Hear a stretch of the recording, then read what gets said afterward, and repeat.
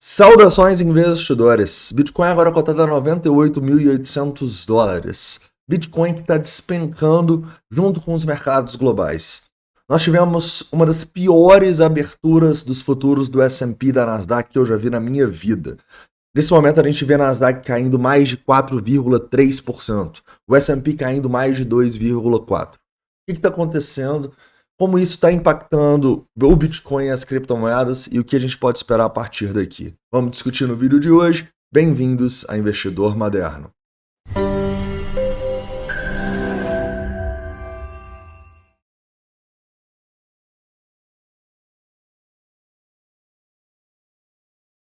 Investidores, hoje eu quero começar falando um pouquinho aqui sobre o que está acontecendo nos mercados globais antes da gente ir para o Bitcoin.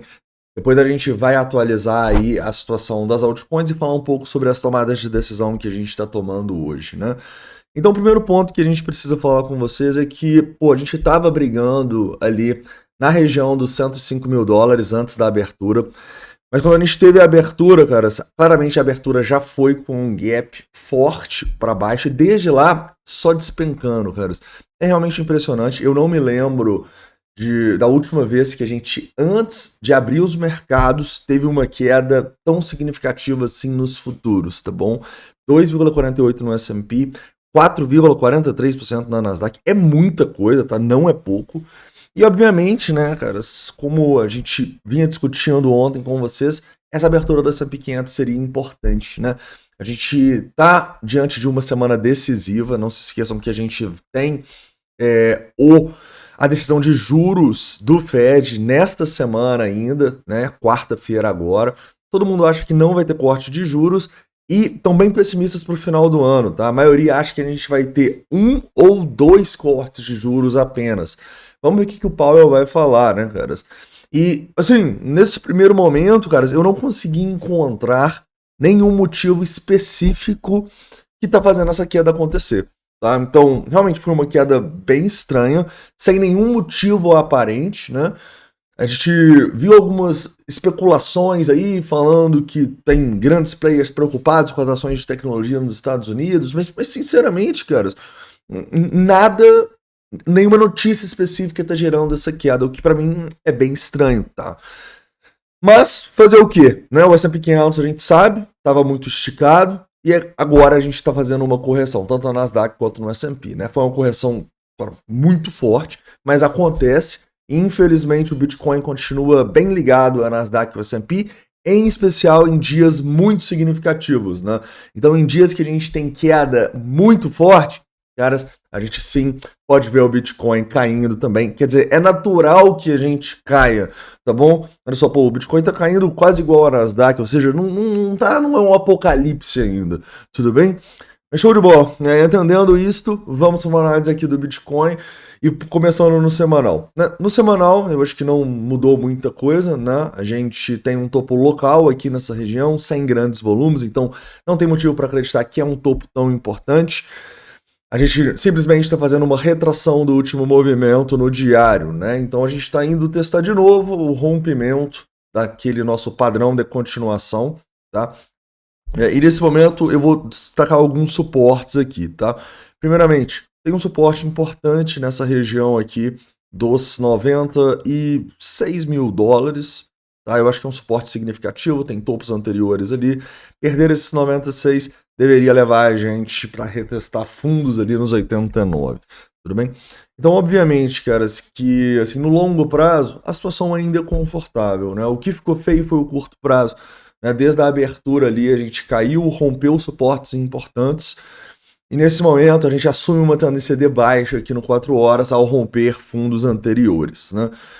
Então, a resistência vai ser a região ali próxima dos $105 mil, tudo bem? Então, é a região que a gente vai precisar recuperar, assim como os topos que a gente não conseguiu do 107 e a máxima histórica, tá bom? Então, teremos algumas resistências meio significativas agora aqui no médio prazo. Além disso, eu destaco para vocês que quando a gente olha no curto prazo mesmo, caras, a gente teve um voluminho no fundo, tá? Então, esse volume no fundo aqui é um voluminho importante. Se a gente começar a romper, caras, é um mau sinal, é um sinal de que a gente pode ter mais quedas pela frente, tá bom? Particularmente, o que eu fiz? Cara, Bitcoin de investimento, eu acho que não tem nada a fazer aqui nesse momento. Vocês sabem minha visão, o Bitcoin está muito esticado, eu não vejo relação a esse retorno para investir no Bitcoin agora, tá? A gente estava com um long que a gente comprou na queda ali do Bitcoin abaixo dos 93, 92, nessa região de queda ali, a gente estopou esse long no lucro, tá bom? Então ontem, quando a gente começou essa queda, eu fiz algumas comprinhas de algumas moedas, tá? Ao mesmo tempo que eu coloquei um stop gain no Bitcoin abaixo dos 99, já pegou esse stop gain, então a gente saiu da operação com um gain, tudo bem? Além disso, né, já vou falar com vocês quais altcoins eu comprei, mas primeiramente falando sobre o Bitcoin, caras, na análise técnica aqui, a situação me parece confortável no longo prazo e feia no curto, né? No curto prazo a tendência agora é de baixa e a gente vai ter algumas resistências acima neste momento, né? Então vamos destacar algumas dessas resistências além dos 105. O preço voltando ali na região acima dos 100 mil dólares, cara, já tem uma resistênciazinha meio chata ali, né? Então eu diria que a gente tem até um rompimento meio confirmado para baixo, cara. Então o curto prazo ficou feio, né? Então vou fazer um long aqui no curto prazo? Não. E eu acho que sim fez sentido a gente garantir um lucro no trade que a gente estava ali da região dos 90. Tudo bem? Outro ponto importante que eu posso destacar é no sentimento. No sentimento, temos pontos positivos e negativos, né? Eu acho que o ponto mais positivo é que a gente está tendo muita venda a mercado, tá bom? No 4 horas, novamente, a gente tem quase $1 bilhão de venda. Se eu pegar aqui no diário, cara, a gente já tem um diário com 1,7 bilhões de dólares de venda, ou seja, estão vendendo muito. Isso fez a gente ir para a mínima histórica no nosso CVD, né? Então lembra, o CVD ele continua denotando no longo prazo que a gente está diante de uma correção no mercado, tá? Quanto mais bilhões de dólares forem acumulados aqui nesta correção, melhor. Quanto mais bilhões de dólares forem acumulados nessa divergência, nesse momento a gente já tem mais de 30 bilhões de dólares, mais forte vai ser o movimento de alta. Lembra?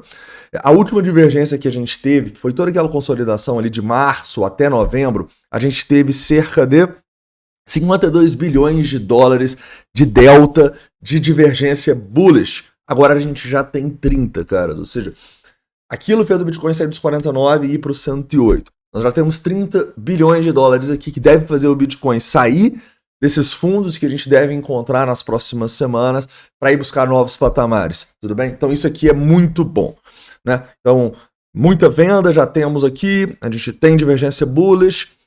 Um ponto negativo que a gente vê. A gente está vendo esse rompimento para baixo e, pelo menos no agregado, o Open Interest não subiu, tá? No agregado não me preocupa muito. O que me preocupou foi realmente, depois desse dump no S&P 500, a gente ter um aumentozinho no Open Interest aqui, ou no agregado, a falta de uma queda nesse Open Interest. Ou seja, a gente ainda pode ter quedas um pouco mais fortes. Então, se for para fazer algum long agora, caras, eu olharia para tempos gráficos maiores, tudo bem? Inclusive, estamos um long no ETH, tá bom? Está em buy zone, e é um position trade, né? Entramos aí ontem e hoje, e eu acho que a grande questão é, se for fazer um long, caras, o curto prazo está muito arriscado, então é melhor olhar para tempos gráficos maiores, tudo bem? Então eu acho que, primeiramente, tem algumas possibilidades de long, desde que seja em tempos gráficos no diário, no semanal, ao mesmo tempo que também a gente está tendo grandes oportunidades de investimento nas altcoins, na minha opinião, tá bom? A dominância volta a aumentar, isso obviamente é ruim para o portfólio no curto prazo, mas é bom no longo prazo porque mostra de maneira muito clara que o mercado está desesperado, que o mercado está preocupado. Se o mercado está preocupado, está escolhendo o Bitcoin, é um sinal de racionalidade, é um sinal que a gente está diante de uma correção aqui, correção que sinceramente eu acreditava que não iria acontecer se não fosse o S&P 500, se não fosse a Nasdaq. Cara, tá caindo quase 5%, chegou a cair 5% aqui, e sinceramente, eu não me lembro disso, cara. Eu não me lembro a última vez que antes da abertura dos mercados, os futuros, a gente tem Nasdaq caindo 5%, tá bom? Então eu devo gravar outro vídeo meio-dia pra gente atualizar a situação e devem ir saindo as notícias aí, as explicações do mercado, porque por enquanto não teve uma explicação tão clara assim, tá? E aqui o óbvio precisa ser dito, né, caras? A gente vai depender um pouco do S&P 500 da Nasdaq agora nessas próximas horas, ou seja, se a Nasdaq continuar caindo aqui, a gente tiver o pior dia em, nem me lembro quando, A gente pode ver o Bitcoin continuando caindo, as altcoins continuando caindo. Mas, na minha opinião, levando em consideração que a maioria dos nossos indicadores estão denotando compra, a gente está numa retração de uma análise técnica, a gente está vendo mais desespero nas altcoins, ou seja, as altcoins caindo para suportes ainda mais importantes, na minha opinião, é um momento para encher o carrinho, tá bom? Então eu comprei várias altcoins, como você pode ver aqui, olha só. Então eu comprei dezenas de altcoins, 3, 6, 9, 10, 13, 16 altcoins aí que eu comprei, tá?